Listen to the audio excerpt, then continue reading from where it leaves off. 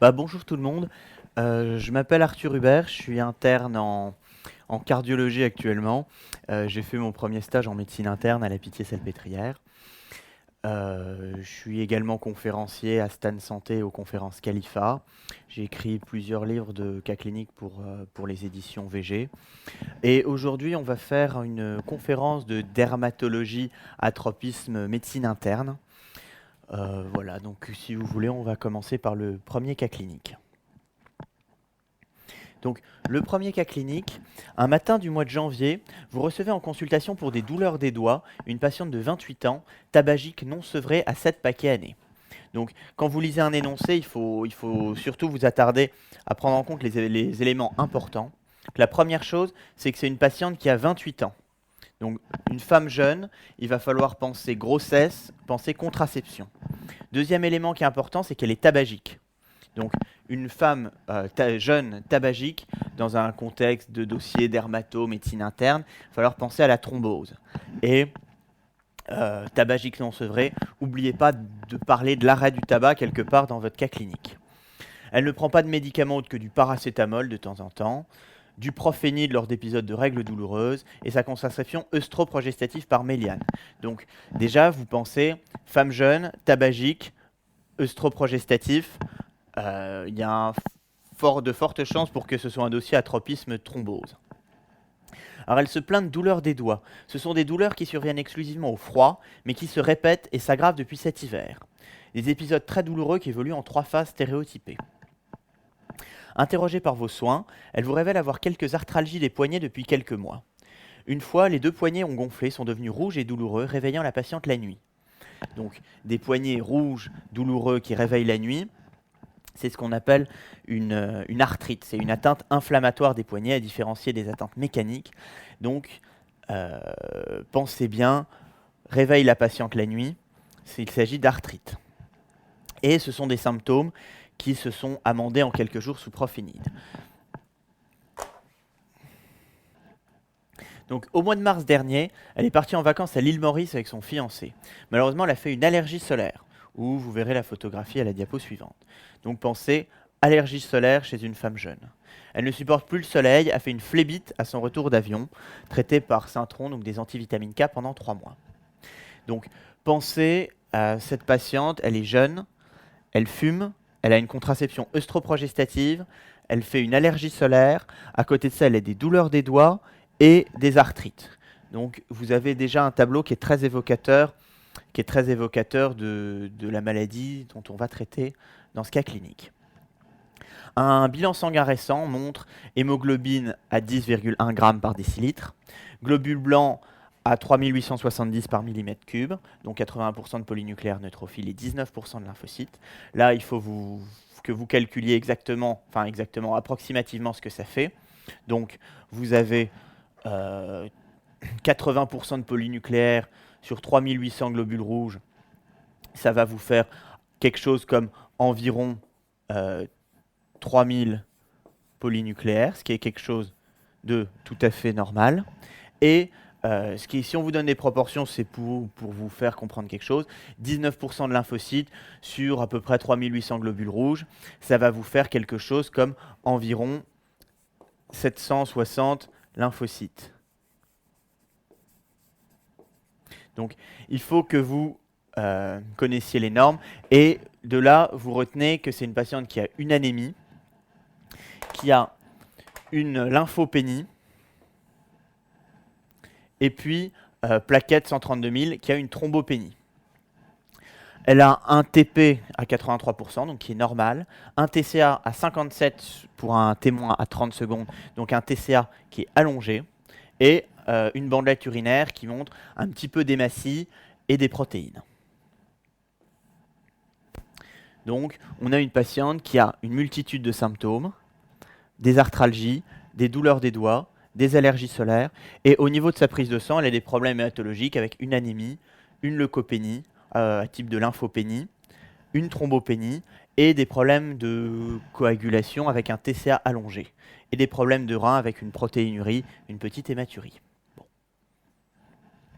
Ça, c'est sa photo en rentrant de vacances à l'île Maurice, où elle vous parle d'une allergie solaire. Donc ce qu'il faut bien repérer, pour ceux qui ont un peu plus l'œil, regardez bien la photo et vous verrez que c'est une lésion qui est assez typique, c'est ce qu'on appelle l'érythème malaire. C'est un érythème qui est en aile de papillon, qui est une lésion assez typique en dermatologie. Donc voilà pour l'énoncé. La première question, on vous demande quel diagnostic vous évoquez concernant les douleurs des doigts et quelles en sont les 3 phases caractéristiques. Donc c'est une patiente qui vous décrit des douleurs des doigts qui surviennent au froid et qui évoluent en 3 phases. Donc vu le contexte, il s'agit évidemment d'un syndrome de Raynaud et c'est ce qu'on appelle un phénomène de Raynaud secondaire.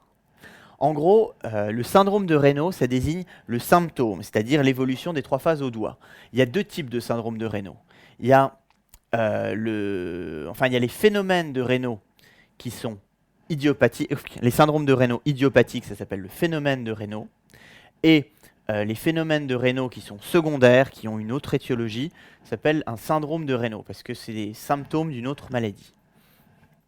Bon. Ce syndrome de Raynaud évolue en 3 phases. Une phase blanche, qu'on appelle aussi la phase syncopale ou ischémie, où les doigts sont blancs, froids, engourdis. Puis une phase bleue, qu'on appelle aussi la phase cyanique, où les doigts sont bleus avec une dysesthésie et douloureuse. Et enfin une phase rouge, où c'est la phase hyperémique, c'est-à-dire que les doigts se revascularisent, il y a une vasodilatation artérielle, les doigts sont gonflés, sont rouges, sont douloureux. Donc retenez essentiellement la phase blanche, elle est indolore, c'est une phase vraiment d'ischémie. Après la phase bleue, c'est une phase qui est cyanique, qui est un petit peu douloureuse. Et à la fin, la phase rouge, qui est une phase de vasodilatation, qui est vraiment douloureuse. Bon. La deuxième question. On vous demande, devant ce diagnostic de syndrome de Raynaud, quels sont les arguments pour une origine secondaire? Donc c'est devant ce diagnostic de syndrome de Raynaud en général. On ne parle pas de ce diagnostic chez la patiente. C'est vraiment tous les arguments, généralement, qui vont vous orienter vers une maladie de système ou une autre étiologie qui provoque le phénomène de Raynaud, et non pas un phénomène de Raynaud qui est idiopathique, sans cause et sans aucune gravité. Donc pour répondre à ces questions, commencez par reprendre tout l'énoncé et noter tous les points qui vous orientent vers une origine secondaire chez la patiente, parce que d'une part, ça vous donnera la majorité des items qui seront valorisés dans la question, et d'autre part, ça vous permettra d'oublier le moins de choses possible. Donc, ce qui oriente vers un phénomène de Raynaud secondaire, il y a une autre étiologie, c'est déjà si on a un terrain qui évoque ces étiologies, donc un terrain de maladie systémique, donc de connectivite, de vascularite. Ça, c'est quelque chose de très important. Notez que chez cette patiente, on a un ensemble de symptômes, à savoir le phénomène de Raynaud, mais aussi les arthrites, les allergies solaires, les symptômes à la prise de sang, qui sont très évocateurs de maladies systémiques. On a aussi les professions à risque, toutes les professions manuelles avec des appareils qui ont beaucoup de vibrations, parce que ça peut abîmer la vascularisation au niveau des membres supérieurs et notamment des doigts et provoquer des syndromes de Raynaud. Tout ce qui est artériopathie qui peuvent provoquer ces syndromes de Raynaud. Et pensez aux patients qui prennent des médicaments qui induisent des vasoconstrictions ou qui induisent des modifications de la vasoplégie, essentiellement les bêta-bloquants et l'ergot de Seigle qui peuvent provoquer des phénomènes de Raynaud. Bon. Ensuite, en termes d'anamnèse, ce qui est important, c'est qu'un phénomène de Raynaud qui est idiopathique apparaît chez le jeune, chez une femme jeune. Quand c'est un phénomène de Raynaud qui apparaît à un âge avancé, il s'agit beaucoup plus probablement de quelque chose de secondaire à une autre maladie. Ensuite, quand on a un syndrome de Raynaud qui s'aggrave de façon rapide, c'est quelque chose qui vous oriente énormément vers une origine secondaire, parce que quelque chose d'idiopathique touche en général une femme jeune, ça commence très tôt, c'est peu grave, ça n'évolue pas, ça dure pendant des années, il n'y a jamais de complications. C'est les jeunes filles qui ont les doigts qui deviennent jaunes, puis bleus, puis rouges, au froid, mais qui ont ça depuis l'enfance, ou qui n'ont jamais eu de complications, jamais eu d'ulcération sur les doigts, de nécrose, et qui n'ont aucun symptôme associé. Et pensez à l'absence de régression en été, où ça c'est très important parce qu'un phénomène de Raynaud qui dure toute l'année, même quand il fait chaud, signifie qu'il y a un problème sous-jacent et qu'il faut chercher une autre cause. Ensuite, en termes de clinique, dès qu'on a des arguments cliniques pour un phénomène de Raynaud qui est compliqué ou pour une maladie associée, ça nous oriente vers un phénomène de Raynaud secondaire. Donc, si on a des ulcérations ou des nécroses digitales, c'est un symptôme très important. Pensez à l'atteinte des pouces. Normalement, quelqu'un qui a un syndrome de Raynaud physiologique n'aura jamais ses pouces qui seront atteints par le symptôme, parce que les pouces sont très bien vascularisés et ne se vasoconstrictent pas au froid. L'atteinte des pouces, c'est vraiment un argument important pour un syndrome de Raynaud secondaire. Le caractère asymétrique également, parce qu'un syndrome de Raynaud idiopathique, on aura les deux mains qui seront vascularisées de la même façon. Et les signes associés qui évoquent une maladie systémique, que ce soit un syndrome sec, des arthralgies, une dyspnée, des difficultés à avaler, une altération de l'état général, etc. Ensuite, tout ce qui oriente vers un syndrome de Raynaud secondaire, c'est les arguments paracliniques, donc les examens complémentaires qui seront faits, une capillaroscopie qui est anormale, donc c'est des examens où on regarde les capillaires avec une loupe de façon macroscopique pour regarder si on a des malformations vasculaires, si on a des anses capillaires qui sont trop peu nombreuses, si on a des mégacapillaires, des œdèmes, des capillaires rétrécis, enfin toute manifestation d'une atteinte vasculaire qu'on voit très bien au niveau du liseré des ongles sur les mains. Et puis, on a tous les signes biologiques, c'est-à-dire la présence d'auto-anticorps essentiellement, la présence d'une anomalie à la numération formule sanguine, un syndrome inflammatoire biologique, et on a également des arguments paracliniques en termes d'imagerie, avec tout ce qui est échodoppler artériel des membres supérieurs qui va être anormal. Donc retenez bien la capillaroscopie, qui est un examen qu'on voit peu souvent, mais qui est, je dirais, l'examen le plus important pour explorer un syndrome de Raynaud. La biologie avec essentiellement les auto-anticorps et l'imagerie avec essentiellement les échodoppleurs. Bon. La troisième question. On vous demande quelle pathologie sous-jacente vous suspectez et pourquoi. Donc, il s'agit on suspecte un lupus érythémateux systémique chez cette patiente devant de nombreux arguments. Quand vous justifiez votre réponse, pensez à justifier toujours de la même façon. Soyez organisé, parlez du terrain, puis de l'anamnèse, puis des arguments cliniques, des arguments paracliniques. Pensez à l'argument de fréquence et aux signes négatifs, c'est-à-dire à ce qui ne vous oriente pas vers d'autres étiologies. Donc ici, il s'agit d'une femme jeune. Très important, c'est le terrain du lupus, qui a une atteinte cutanée avec un érythème en aile de papillon, une sensibilité importante à la lumière, au soleil, l'atteinte rénale avec la protéinurie, l'atteinte hématologique avec l'anémie, la thrombopénie et surtout la lymphopénie qui est un signe très important de maladie de système, et la clinique, le syndrome de Raynaud bien sûr, et pensez au fait que c'est une patiente qui a probablement un syndrome des antiphospholipides parce qu'elle a des antécédents de phlébite et un TCA allongé. Et pensez toujours au diagnostic différentiel quand vous justifiez votre diagnostic. Ici, on n'a pas d'argument pour un autre diagnostic. La question 4. On vous demande quelles sont vos principales hypothèses diagnostiques expliquant l'anémie de la patiente. Donc, c'est une question où il va falloir organiser. La patiente est suspectée d'avoir un lupus et, à part ça, c'est une femme jeune. Donc, ce qu'il faut que vous suspectiez, c'est essentiellement les causes d'anémie les plus fréquentes chez ce type de patiente à cet âge, et toutes les causes d'anémie qui sont liées à sa maladie, donc le lupus. Les anémies qui sont liées au lupus, ça peut être des anémies inflammatoires, parce que toute maladie de système peut être associée à un syndrome inflammatoire chronique, qui peut donc donner des anémies microcytaires arégénératives, avec une ferritinémie élevée. Ensuite, pensez que le lupus peut donner une anémie hémolytique auto-immune, avec une auto-immunité qui va provoquer l'hémolyse des globules rouges, qui va être une anémie normocytaire régénérative, avec l'aptoglobine qui est effondré, le LDH et la bilirubine qui sont élevés, et le test qui va faire le diagnostic d'anémie hémolytique, c'est le test de Coombs qui va être positif. Ensuite, pensez que les anémies peuvent ne pas être liées au lupus. Donc, les causes d'anémie non liées au lupus, c'est essentiellement ce qu'il y a de plus fréquent chez cette patiente. Ça peut être des anémies par carence martiale, qui sont très fréquentes chez les femmes jeunes, qui sont microcytaires arégénératives avec une ferritinémie qui est basse.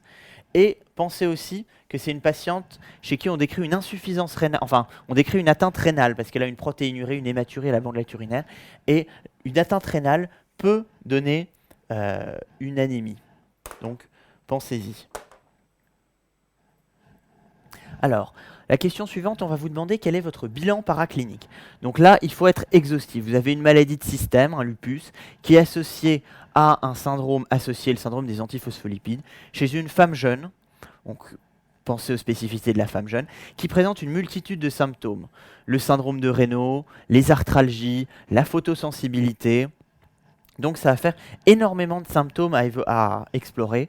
Prenez-les un par un dans votre tête ou au brouillon et mettez tous les examens qui vous permettront d'avancer sur chacun de ces points. Alors, dans tout ce qui est explorer le lupus, parce que c'est la maladie principale qu'on va explorer, les points qui sont vraiment essentiels, c'est les auto-anticorps, les anticorps antinucléaires, les anticorps anti-DNA natifs, les anticorps anti-SM.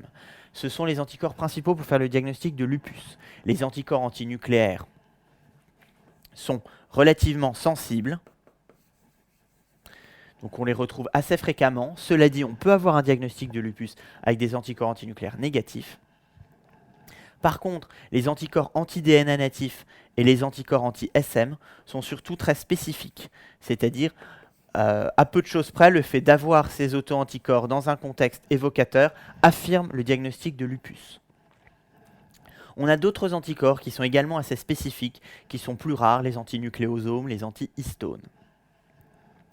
Pensez au diagnostic différentiel, les autres maladies de système qui peuvent être associées. Donc doser d'autres auto-anticorps, les anti-SSA, anti-SSB, qui peuvent être associés au lupus, qui peuvent également être associés à un syndrome de Gougerot ou d'autres types d'anticorps. Ensuite, dans la biologie, le lupus, vous devez penser au dosage du complément. Le complément, c'est quelque chose de très important dans le lupus. Il y a deux facteurs pronostiques principaux en termes paracliniques dans le lupus. C'est le taux de complément et l'atteinte rénale, avec la bandelette urinaire ou la protéinurie. Ensuite, pour explorer un lupus, il faut rechercher des atteintes associées, pleurésie, péricardite, donc pensez à la radiographie du thorax, à l'électrocardiogramme. Ensuite, la patiente est suspecte d'avoir un syndrome des antiphospholipides. Pensez, le TCA, il est allongé spontanément, il va falloir l'explorer. On va adjoindre du plasma témoin qui ne corrigera pas le TCA dans un syndrome des antiphospholipides. Et puis, les auto-anticorps qui font le diagnostic du syndrome des antiphospholipides, qui sont spécifiques, ce sont les anticardiolipines ou les anti-bêta-2-GP1. Là, de la même façon, ce sont des anticorps qui sont relativement sensibles, mais on peut avoir un syndrome des antiphospholipides sans avoir ces anticorps, et qui sont assez spécifiques. Pensez au diagnostic différentiel du TCA allongé. La syphilis, c'est un grand classique, c'est quand même assez rare dans ce contexte. Ensuite, pensez que c'est une patiente qui a un syndrome de Raynaud. Donc l'exploration, c'est essentiellement la capillaroscopie, j'en parlais tout à l'heure, et en termes d'imagerie, l'échodoppler artériel des mains, qui va permettre d'évaluer la vascularisation des mains pour rechercher des éventuelles lésions. En termes de biologie, pensez à la cryoglobulinémie, c'est quelque chose d'assez classique, une cryoglobulinémie est associée à un syndrome de Raynaud. Ensuite, c'est une patiente qui a une anémie. Pensez à explorer l'anémie, c'est-à-dire les réticulocytes, le bilan martial, vu qu'il est très probable que ce soit une patiente qui a une carence martiale étant donné son âge, et toute la recherche d'une anémie hémolytique dans ce contexte, donc le bilan non spécifique d'hémolyse et le test de Coombs qui va vous affirmer une anémie hémolytique auto-immune. Pensez à l'atteinte rénale. La patiente a une atteinte rénale, il va falloir l'explorer. D'abord la créatininémie pour rechercher une insuffisance rénale, l'échographie rénale qui va permettre de voir s'il y a une cause obstructive, s'il y a une malformation anatomique, si on a des stigmates d'une insuffisance rénale chronique, donc des reins de petite taille, d'allure fibrosée. Et discuter la ponction biopsie rénale. La question 6. Que vous évoque l'allongement du TCA et quels en sont les critères diagnostiques? On en a déjà un petit peu parlé. L'allongement du TCA dans ce contexte vous évoque fortement un syndrome des antiphospholipides secondaire au lupus. Pareil, quand vous faites un diagnostic, il faut vraiment essayer d'être complet. Syndrome des antiphospholipides, c'est bien. Pensez qu'il est associé à une autre maladie, que c'est un syndrome qui est secondaire. Comment faire le diagnostic?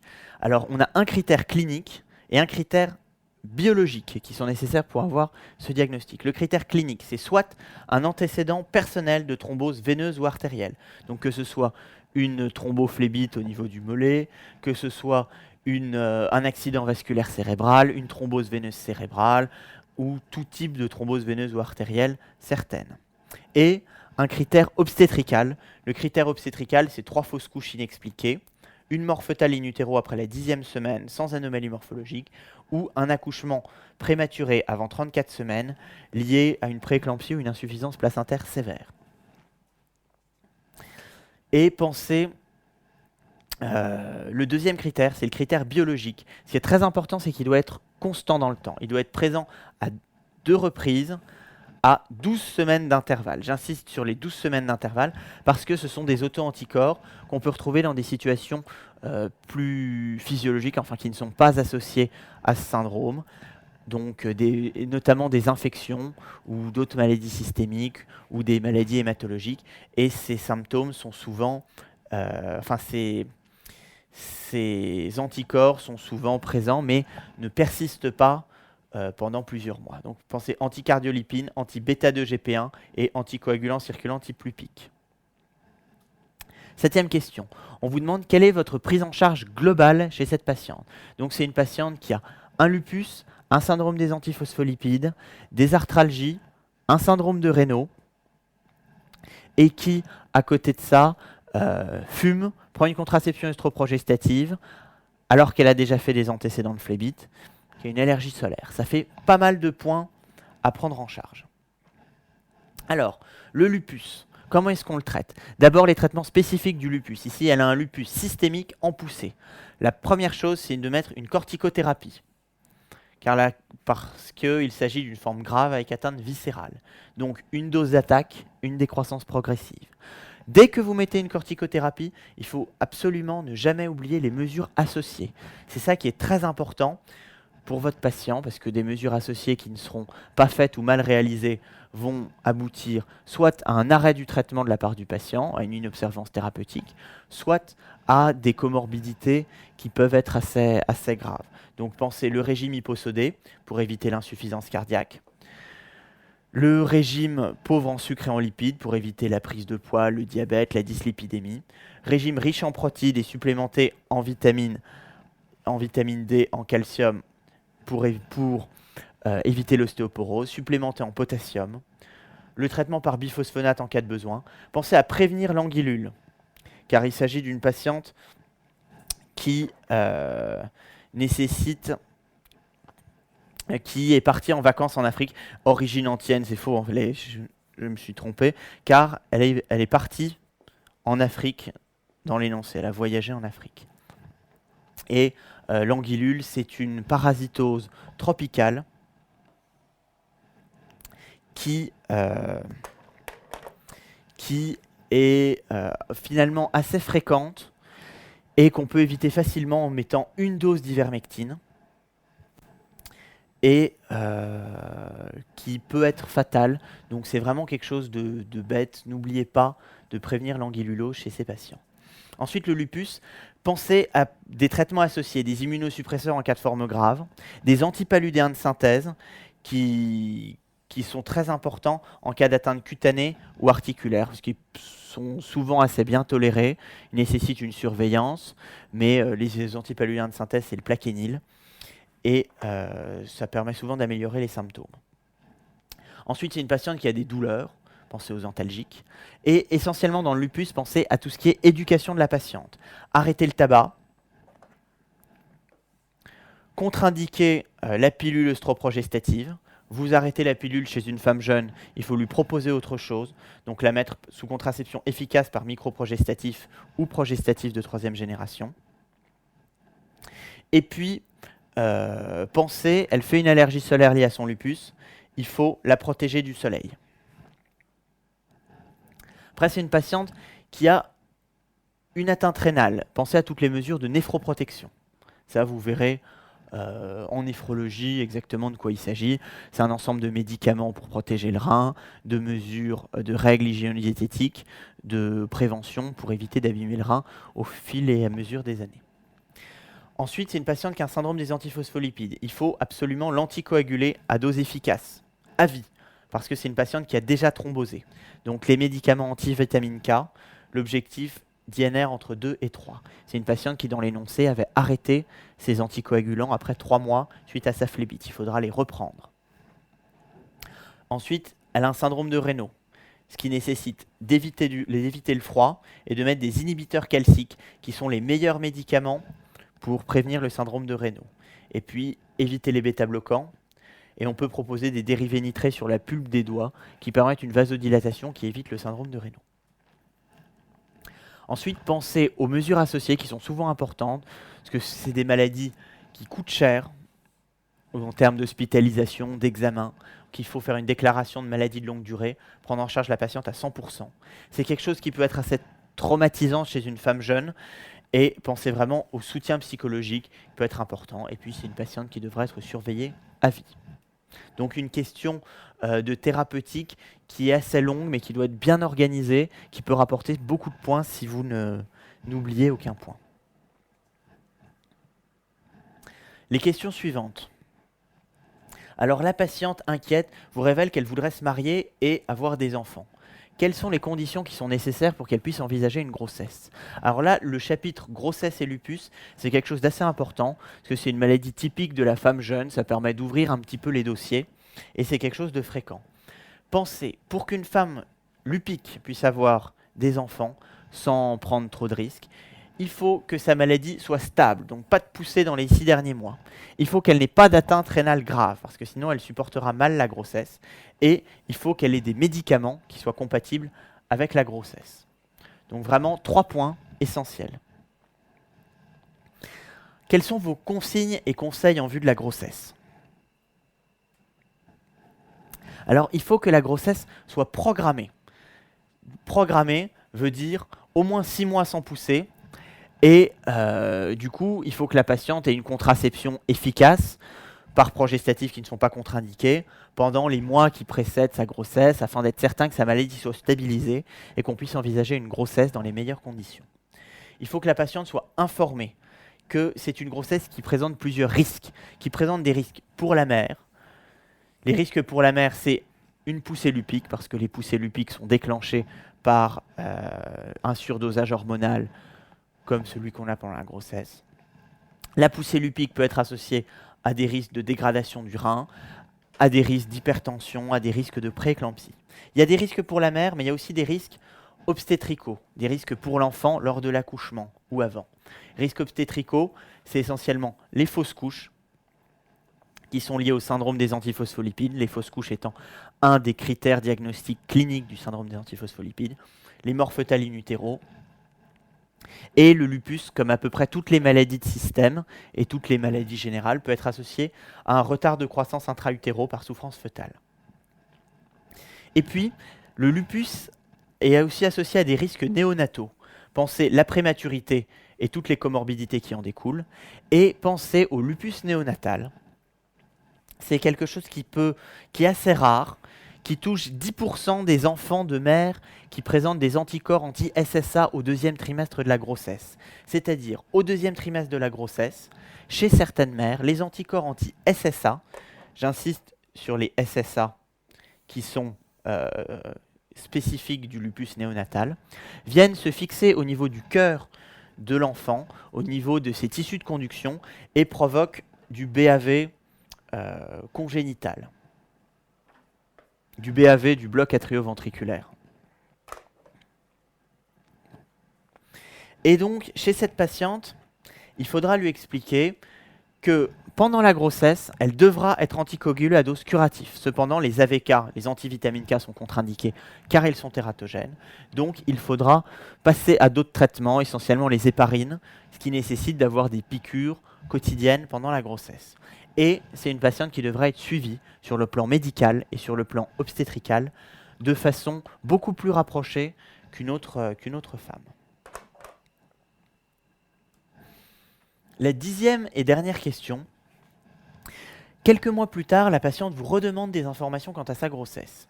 Parce qu'elle est inquiète, son néphrologue, qui la suit pour ses atteintes rénales, lui a rajouté un médicament immunosuppresseur, c'est l'azatioprine, à son traitement, suite à une poussée rénale. Maintenant, elle va beaucoup mieux. Elle vous demande si ce médicament est compatible avec une grossesse. C'est une dernière question qui est un petit peu bête dans le sens où c'est à vous, soit de vous connaissez le médicament, vous marquez les points, soit de vous ne le connaissez pas. Mais c'est une question qui va vite, c'est des points qui sont facilement marqués. Et ce qu'il faut que vous reteniez, c'est que oui, il y a un seul médicament immunosuppresseur parmi les médicaments qui sont donnés les plus classiquement, qui peut être associé à la grossesse, c'est l'azatioprine. L'azatioprine, c'est l'Imural. Tandis que le Celcept est contre-indiqué, le méthotrexate est contre-indiqué, le cyclophosphamide est contre-indiqué pendant la grossesse. Mais une patiente lupique sous immunosuppresseur pendant une grossesse doit bien évidemment être surveillée de façon rapprochée pendant la grossesse et bien plus que toute autre femme. Voilà pour ce cas clinique. En conclusion, ce qu'il faut que vous reteniez, c'est que le lupus, c'est vraiment une maladie fréquente. C'est la maladie de système la plus fréquente. Ça a énormément de manifestations cliniques. Ça se manifeste par des atteintes le plus fréquemment dermatologiques, rénales, hématologiques ou articulaires. Mais on peut avoir des manifestations cardiaques, des péricardites, des manifestations respiratoires. Enfin, il y a vraiment beaucoup de choses. Ensuite, c'est une maladie qui peut être grave par ses poussées. Donc, maladie fréquente et grave. Ce qu'il faut que vous reteniez, c'est un examen clinique exhaustif dans à peu près toutes les maladies de système. Recherchez toutes les atteintes, soyez vraiment systématique. Il faut que vous reteniez le bilan paraclinique de la maladie, ce qu'il faut rechercher. Donc en termes diagnostiques, pensez vraiment aux auto-anticorps. En termes de bilan, pensez à rechercher toutes les atteintes qui sont décrites dans la maladie, et pensez à rechercher les pathologies associées, notamment le syndrome des antiphospholipides.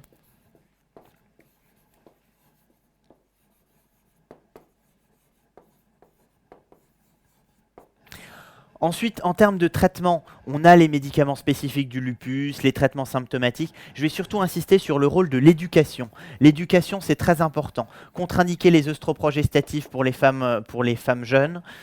Éviter l'exposition solaire, c'est vraiment quelque chose qui est le plus important. Ne l'oubliez jamais, jamais, jamais dans une question. Et puis, la dernière chose, c'est penser le lupus et grossesse. C'est quelque chose à lire parce que c'est quelque chose de fréquent. C'est une maladie de la femme jeune. C'est vraiment quelque chose d'important. Donc voilà pour le premier cas clinique.